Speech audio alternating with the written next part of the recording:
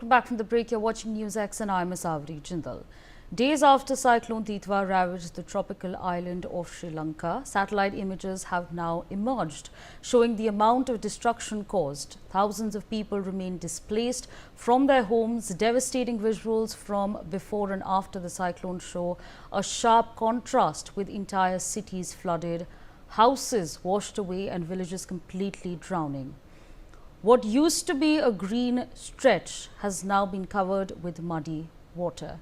Joining us at this point in time are our guests. We're being joined by Brigadier Vinod Datta, former General Secretary, DCMG, Mr. Naveen Bhatnagar, former DIG, NDRF, as well as Lakshmana, senior journalist from Tamil Nadu. Let me quickly address some breaking news that's also coming our way right now. In major news that's coming our way, the death toll in Sri Lanka has now risen to 410, with 336 people still reportedly missing, according to the latest update from the country's disaster management center. My colleague Belly Thomas with us on the broadcast to give us the latest. Belly, the death toll has now mounted to 410. What more can you tell us? So, India, under the Operation Sagar Bandhu, has sent around 53 tons of relief material to Sri Lanka as a part of its emergency response to Cyclone Ditwah, which has caused a widespread damage across the island nation. Like you said, the death toll has increased to 410 now, and more than 330 people are still reported to be missing. And Sri Lankan authorities continue to battle rising floodwaters in parts of the capital, Colombo, after a powerful cyclone that left a trail of destruction. And in an update, in the recent developments, the Disaster Management Center said that nearly 400 people have been missing throughout the country, not only around Colombo or the flooded areas, but also there are people who have been tourists who have visited this part of this island where the cyclone was hit at that time. So that was the reason. Now the number of missing people have risen to 400 is what authorities say. And according to an official release in the wake of Cyclone Ditwah, India's launched Operation Sagar Bandhu. That's from 28th November to provide urgent search and rescue and humanitarian assistance along with disaster relief.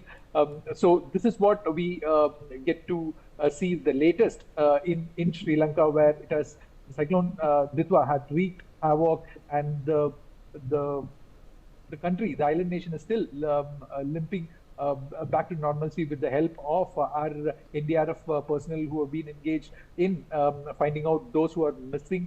And still, the relief efforts are going on with the Chetak helicopters and from the three Navy ships.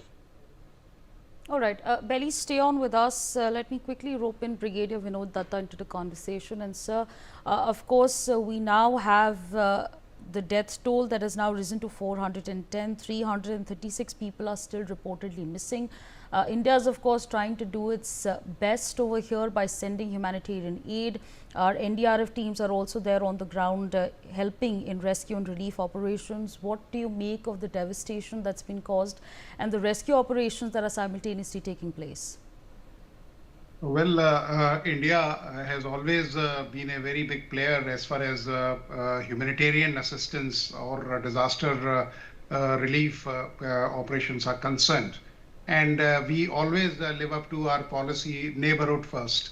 And in this instant case also, India has already pressed in its services, and they have named Operation Sagar Bandhu. And the medical teams, the other relief material, including rations, tentage, tarpaulins, and various other emergency light and other life-saving devices have already been sent to Sri Lanka. And India has already sent it via various naval vessels which have been dispatched.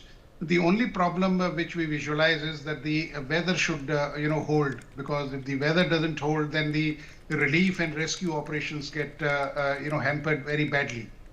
As far as the cyclone is concerned, now you must have seen that there has been an increase in intensity, frequency, and ferocity of these cyclones, and it is it is primarily because of the climate changes which we are seeing. Earlier, Bay of Bengal, which was called as breeder of cyclones, even the Arabian Sea of late has seen some of the very devastating cyclones. So what we have to do is that not only we have to be careful. Like I'll give you an example about Odisha. Odisha has been they have been facing the brunt of cyclones. But after the big cyclone of 1999, Odisha is a success story and is being studied as a textbook case in various disaster management circles.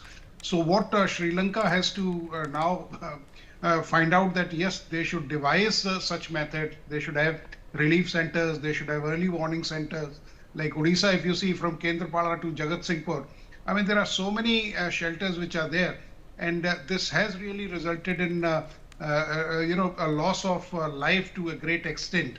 Of course, loss of property has exponentially gone up because the development is seen on the coastal areas, and that gets impacted once you have these cyclones. Now, what people should do is that they should not necessarily panic. They should take the relief, whatever comes to them, and the authorities are going to reach to them. And once the weather stabilizes, I'm sure, and the water recedes, the surface relief will also start. Initially, they are going to be dropping these things, this relief, or they'll be sending it through small jets or makeshift rafts, which they will be making. Right, absolutely. I request all our guests to stay on with us. In major news coming our way, a swift and coordinated humanitarian response. The Indian Army has deployed a specialized contingent to Sri Lanka under Operation Sagar Bandhu, reinforcing India's commitment to stand by the Sri Lankan people in their hour of need. The contingent comprises dedicated medical, engineering and signal components equipped to provide immediate and substantial relief. The medical team includes advanced dressing stations and mobile surgical teams equipped with operation theatres capable of conducting major and minor surgeries. It also has a dedicated facility to hold 20 to 30 patients at a time. Engineering elements, part of the Indian Army contingent, are supporting restoration of essential services and infrastructure, as the signals detachment is ensuring uninterrupted communication for relief operations. Let me quickly rope in Mr. Naveen Bhatnagar into the conversation. And sir, I'd like to understand from you. We're of course talking about the efforts that have been put in order to conduct the relief and rescue operations, the equipment that is being sent to, of course, look into the infrastructure as well. But I also want to understand from you, we've seen the kind of collateral damage on the ground. What could perhaps be the challenges in having a higher success rate in terms of the operations that we're conducting? Yeah, so it's a super cyclone, and in the category of 3, and is a really very devastating cyclone, and created havoc in the Sri Lanka, because the Sri Lankan people were not ready. As in our India, we are very much active in providing the relief and the rescue operations, and well in advance we are getting ready to face the music. Whereas we have informed the Sri Lankan people 3 days earlier, because Sri Lanka is a member of our SAARC countries, and time to time we are having the meeting and we are informing them, and we have the continuous touch with the IMD, and whatever outcome we are getting, so immediately we are passing on to our members, and accordingly all our member countries are taking care about it, and we are also helping them in all the way, even then in the training to help to give the aid and all these things. But since it was super cyclone, so definitely havoc was there, heavy rain and very dangerous situation was there, and due to this landslide, mudslide, you can say a heavy human loss and buildings were reported. That is why it death comes more than 450 and above. So, in the meantime, our NDRF and Navy and other rescue parties went there with their equipments and the relief materials also under this Sagar Bandhu this thing campaign. So we have given the good amount Right. of medicines and doctors which are required for this rescue operations, and we have the latest equipments, especially NDRF. We have the latest equipment technology with us of this rescue operation. That is why we have saved so many people and lives also. Right. Otherwise it may go up, but due to this NDRF and due to the effort of this India government, and we have saved the life and helped the people of Sri Lanka. Yeah. Right, absolutely. I request you to stay on with us. We have some breaking news coming in. Sri Lankan cricketer Sanath Jayasuriya has thanked PM Modi and India for the aid India has provided and continues to provide to Sri Lanka. In a post on X, Jayasuriya tweeted, and I quote, "Grateful to Honorable Prime Minister Modi, External Affairs Minister Dr. S. Jaishankar and the people of India for standing with Sri Lanka in these difficult days. Your support as during our economic crisis shows the true strength of our friendship." Moving on to some more breaking news that's coming our way at this point in time. The deep depression, a remnant of Cyclone Ditwah over the southwest Bay of Bengal, has recurved towards the south and moved southeast, inching close to the east coast. This movement has promoted a red alert for 4 northern Tamil Nadu districts. In fact, we have some more breaking news coming our way at this point in time. The Indian Meteorological Department has issued a notification as the depression, a remnant of cyclonic storm Ditwah over southwest Bay of Bengal and adjoining areas of south central Bay of Bengal, North Tamil Nadu, Puducherry and South Andhra Pradesh coast move slowly southwestwards. The IMD has now stated that it is very likely to move slowly southwestwards towards the North Tamil Nadu Puducherry coast and maintain its intensity of depression till evening of today. In fact, thereafter, we're understanding that while moving towards the coast, it is very likely to weaken into a well-marked low-pressure area during subsequent 12 hours. The system is being monitored by the Doppler weather radars at Chennai and Sriharikota. Belly, I'd like to rope you in over here. Give us an understanding on the impact that the cyclone is presently having in Tamil Nadu. Asawari, this deep depression, that's the remnant of the cyclonic storm over the west central and adjoining areas of southwest Bay of Bengal and North Tamil Nadu and South Andhra Pradesh coast, remain practically stationary about 35 kilometers from the north of Tamil Nadu Puducherry coast, and the regional meteorological department has predicted and it has put out its statement saying that it's very likely to recurve slowly southwestwards and weaken into a depression during the next 12 hours. So these 4 districts, including Chennai, are likely to receive heavy rainfall as the deep depression over the Bay of Bengal and North Tamil Nadu is expected to recurve towards the South Chennai, and heavy spells accompanied by moderate thunderstorms with maximum wind velocity of around 40 to 60 kilometers per hour are likely to be occurring in Tiruvallur district, Chennai, Kanchipuram and Chengalpattu. So this is according to the last bulletin where the India Meteorological Department has released, and a similar pattern of disruption is also seen unfolded along the Poonamali highway, where the flooding on the Velappan Chavadi area causing a car to get stuck in a hidden ditch and begin sinking. The driver escaped moments before the vehicle submerged, leaving the bystanders alarmed at the recurring dangers posed by the poor road conditions. So these are some of the latest instances where this water logging is causing trouble in the coastal districts of Tamil Nadu and the southern districts of Andhra Pradesh.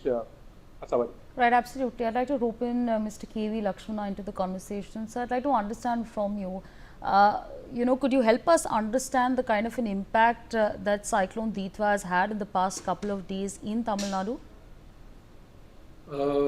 Fortunately for us, as my fellow panelists have so rightly pointed out, that India has successfully managed to minimize losses due to cyclones because of the tremendous work here. I mean, our heart swells with pride that at times like this, officers like Bhatnagarji and Brigadier Datta Saab, whose former colleagues and now present colleagues have done such a wonderful job. I have been a journalist, I've been part of few cyclones myself. Cyclone Philin, I was present very much there, Hudhud, both of it, along with the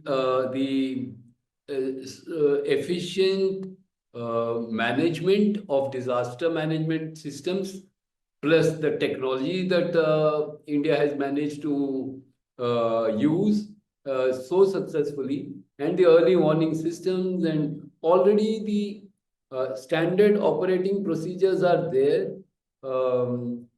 If you may see the even recent 3-4 cyclones, yes, the economic damage, yes, it is there, but fortunately we have managed to minimize the loss of lives. So to that extent, Tamil Nadu has, like Andhra or Orissa, for example, what Brigadier Datta Saab had mentioned about Orissa. Right. I mean, each state and each leader, fortunately, all the political parties across here, there's no this party, that party. All governments, successive governments have done tremendously well, despite there being always a public criticism that, oh, ye nahi hua, wo nahi hua. Right, absolutely. We have some more breaking news. Absolutely. We have more breaking news coming in. Heavy rains in Chennai have led to severe waterlogging in Coimbatore and Poonamalle, badly affecting traffic on major roads. In Nerkudram, the road looked like a large water pile pond, and the stagnant water hid deep potholes formed after days of non-stop rain. Motorists struggled to move through the slippery and uneven surface, causing frequent skidding and vehicle breakdowns. Two-wheelers, cars and even pedestrians had to move very slowly as well as very carefully, raising safety concerns on this busy stretch. Residents complained that despite repeated requests, the Greater Chennai Corporation did not deploy water pumps on time, which allowed water to stagnate and increase the risk of accidents. They have called for immediate action to stop the road from getting more damaged and unsafe. So again, those are the details that we're tracking very, very closely from Tamil Nadu. We're of course talking about the infrastructure, how the roads have been damaged, and of course keeping an eye on Cyclone Ditwah and its trajectory. With that